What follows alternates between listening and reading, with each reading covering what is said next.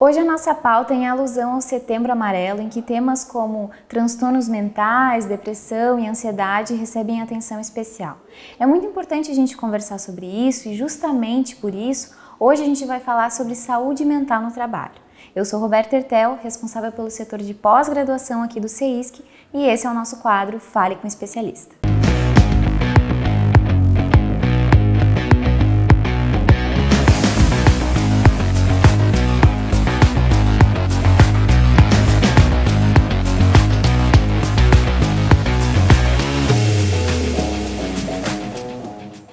Hoje nós contamos com a ilustre presença da professora Cleise Coles, que é advogada, doutoranda em Direito e professora universitária, e ela vai conversar conosco sobre saúde mental no trabalho. Já para dar início aqui à nossa conversa, primeiro eu dou as boas-vindas à Prof. Cleise e digo que é uma imensa alegria tê-la conosco, e a gente já dá início aí à nossa conversa questionando.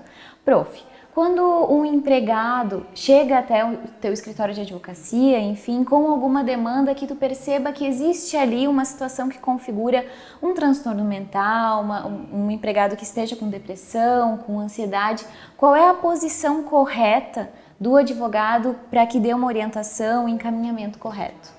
Olá pessoal, olá Roberta, é uma honra e uma alegria estar aqui com vocês para tratar de um assunto que é tão importante e muitas vezes esquecido no diálogo com empregadores e com empregados. Bom, a primeira situação que nós temos que pensar é se esse empregado ele está apresentando algum quadro depressivo, com ansiedade, relatando ao advogado que não tem desejo de trabalhar, que está com insônia, que não tem vontade de ir para o ambiente laboral, a gente pode estar diante, sim, de algum transtorno mental e para isso ele precisa ter uma avaliação médica, né? Então é sempre importante que o advogado tenha conhecimento, né, que isso pode desencadear, sim, uma doença relacionada ao ambiente laboral, mas que isso precisa de diagnóstico e esse diagnóstico deve ser feito por um médico. Então o ideal é que o advogado converse com esse seu cliente e oriente a procurar atendimento médico, é sempre muito importante.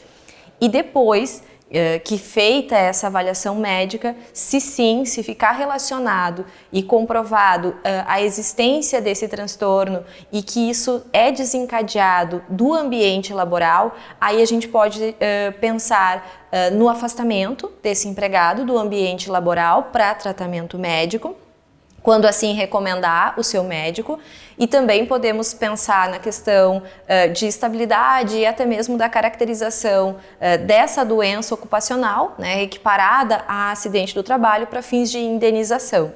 Uma dúvida, atestado de psicólogo, ele serve para abonar faltas? Esse é um tema bastante controvertido, né? Nós encontramos decisões judiciais aceitando e outras também não aceitando, isso porque a legislação ela falou em atestado médico, né? Então abre aqui uma possibilidade de interpretação mais restritiva à literalidade da lei e outra possibilidade também de reconhecer o psicólogo como profissional da área da saúde que tem habilitação para esse diagnóstico e na verdade para esse atestado, né, que serve para abonar a falta.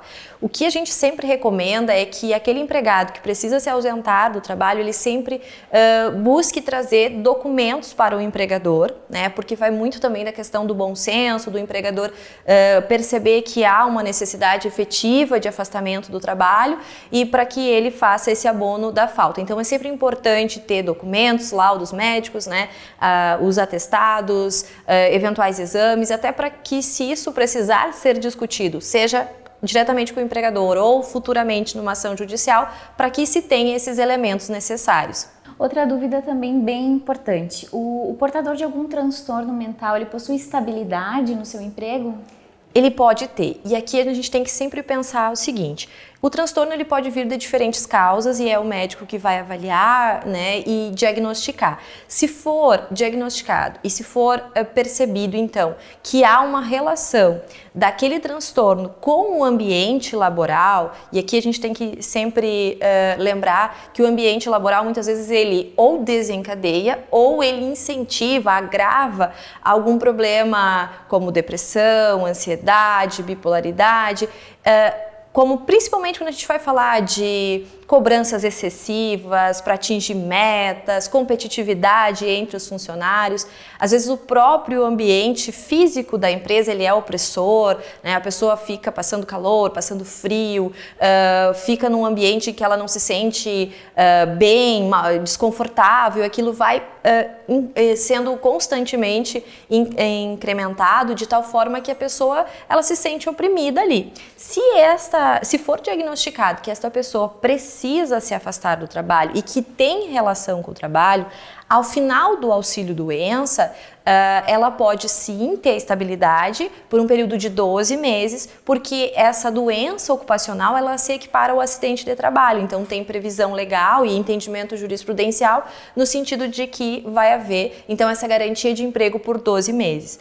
E aqui é sempre importante a gente perceber que como tem diferentes causas, né, para que seja possível, o reconhecimento tem que ser caracterizado como doença ocupacional, ou seja, ter relação com o ambiente de trabalho. E aqui, Roberta, a gente pode inclusive falar da síndrome de burnout, que é uma síndrome que justamente está atrelada ao estresse excessivo em razão de uma sobrecarga no trabalho. A gente tem estatísticas apontando que cada vez mais cresce o número de pessoas que são portadoras dessa síndrome e que são encaminhadas, então, para benefícios previdenciários e aí, consequentemente, sendo caracterizada, então, essa relação, caracteriza-se também a estabilidade. E o portador de transtornos mentais, então ele possui sim uma incapacidade? Ele pode ter sim uma incapacidade, vai depender da avaliação médica, né? E se ele tiver uma orientação médica de afastamento do trabalho, até 15 dias a empresa ela é responsável pelo pagamento. Passando de 15 dias, ele é encaminhado então para o INSS. Lá ele pode ter o benefício de auxílio-doença, se aquela incapacidade ela for temporária, ou até mesmo a aposentadoria por invalidez, quando assim for o recomendado, dada a incapacidade permanente. Então, nestes casos em que a gente tem essa incapacidade, seja temporária, seja permanente, e que isso, claro, vai passar pela avaliação médica, por perícia médica, há esse afastamento do trabalhador para fins de tratamento médico. Isso pode ensejar numa futura aposentadoria? Pode ensejar. Se o diagnóstico for de incapacidade permanente, aí é a aposentadoria por invalidez. Sendo temporária, auxílio-doença é o benefício. A gente começou a nossa conversa aqui falando uma situação hipotética de que um empregado havia procurado, né, o escritório de advocacia e como um advogado deveria atuar nesse tipo de demanda. E a gente encerra a nossa conversa, prof, mudando o ponto de vista. Qual é o papel do advogado quando representa um empregador para que ele incentive que haja práticas mais saudáveis, mais harmônicas e equilibradas dentro do ambiente de trabalho? Bem, é importante que o empregador ele tenha ciência de que boas práticas não serão apenas benéficas para o empregado, mas para o próprio empregador. Isso porque em termos estatísticos, a gente tem em média 48% dos afastamentos em razão de transtornos mentais. E aí esse é um número bastante elevado. E nenhum empregador gosta de ter a sua equipe desfalcada, né, em razão de afastamento dos seus empregados. Então, o fato de o empregado ter essa necessidade de afastamento do ambiente laboral também é ruim para o empregador. Então, o empregador que incentiva um ambiente mais descontraído, né, inclusive proporcionando cursos, proporcionando atendimento psicológico, grandes empresas muitas vezes proporcionam. Isso vai trazer, além de evitar o afastamento daquele empregado, pode trazer inclusive maior produtividade. O empregado que está motivado, o empregado que está envolvido com os objetivos da empresa, que está se sentindo bem, esse empregado vai ter uma maior produtividade. Então, é uma atitude do empregador que não visa só o bem, claro, que também essa é uma finalidade, né, do seu empregado, mas como equipe, como ambiente laboral que vai também estar relacionado com o próprio desempenho daquele funcionário, a produtividade.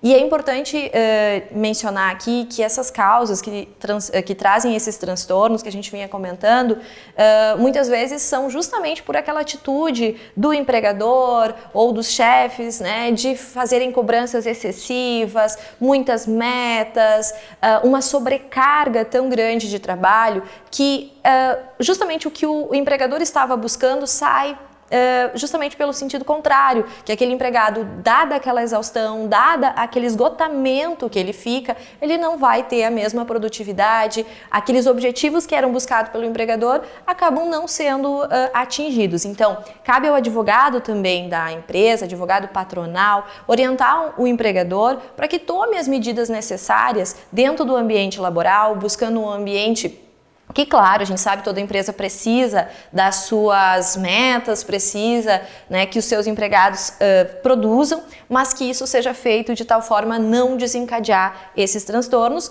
apontando também para o empregador que, se caracterizar dessa doença ocupacional, ele também terá a possibilidade de ter que indenizar aqueles empregados que passaram por esses transtornos. Então, a gente está falando de dano material, dano moral, ações que vão ser ajuizadas, né? Isso tudo é ônus, é custo para o empregador. E aí a gente tem que trabalhar bastante com a questão preventiva aqui. Prof, te agradeço muito por estar aqui conosco falando sobre esse tema tão importante, né, e ao mesmo tempo tão delicado. A gente encerra então nossa conversa aí com a nossa devida preocupação com esse tema, né? Espero que a gente tenha contribuído um pouquinho para tirar as dúvidas de vocês sobre o tema. E também, se vocês ficaram com dúvida, vocês podem comentar aqui embaixo do nosso vídeo quais são as dúvidas que vocês têm, quais são os temas que vocês sugerem aqui para o nosso quadro. Não esqueçam de se inscrever no nosso canal e dar o like aqui de vocês no nosso vídeo. Muito obrigada e este foi o quadro Fale com a Especialista.